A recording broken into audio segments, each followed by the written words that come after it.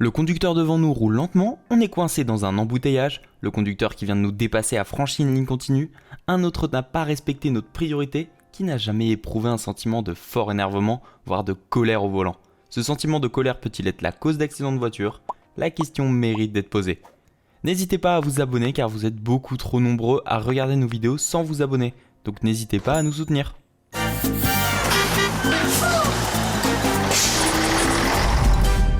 Il n'y a pas d'études sur le sujet. Aussi curieux que cela puisse paraître, en France, on ne s'est jamais vraiment interrogé jusqu'à présent sur le comportement et la colère au volant. D'autres pays ont fait des études sur la psychologie du conducteur, comme par exemple les États-Unis ou encore le Canada, qui disposent de nombreux travaux sur la road rage ou pourquoi les gens peuvent devenir fous au volant.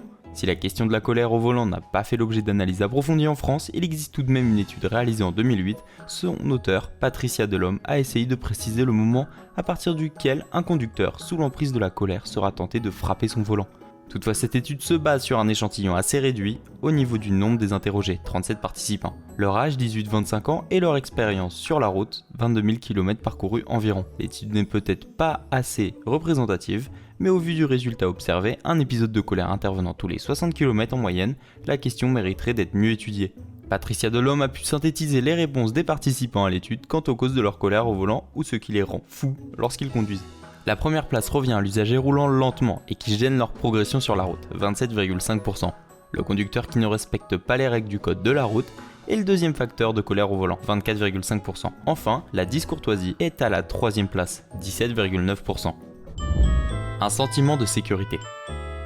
Dans le détail, nous nous sentons plus puissants au volant de notre voiture. Car la voiture est un espace physique très protecteur où il est plus facile de se laisser aller à insulter quelqu'un que si on le croisait sur le trottoir. Et ce sentiment de puissance vient se heurter à celui de la frustration. Or la conduite induit souvent un sentiment de frustration en raison des bouchons, des feux de circulation et des limitations de vitesse. Sans compter que la frustration liée au respect du code de la route et à la circulation vient aussi en opposition avec le fait que nous devons aller vite tout le temps. Arriver à l'heure à un rendez-vous, récupérer les enfants à l'école, être pressé joue aussi en faveur d'une perte de sang-froid. Cependant, une personne pressée a tendance à oublier que les autres usagers ne sont pas au courant de ces impératifs. La personne qui vous colle à l'arrière de votre voiture pendant votre trajet course-maison peut être vous lorsque vous partez au travail et que vous êtes en retard, et vice-versa. Pourquoi ce sont toujours les autres qui conduisent mal?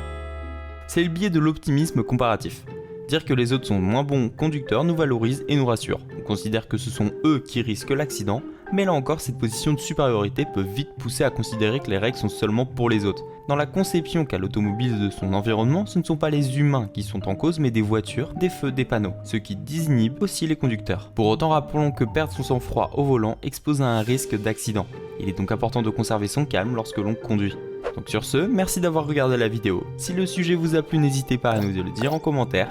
Et on se voit mercredi prochain pour les actus de Raoul. A bientôt.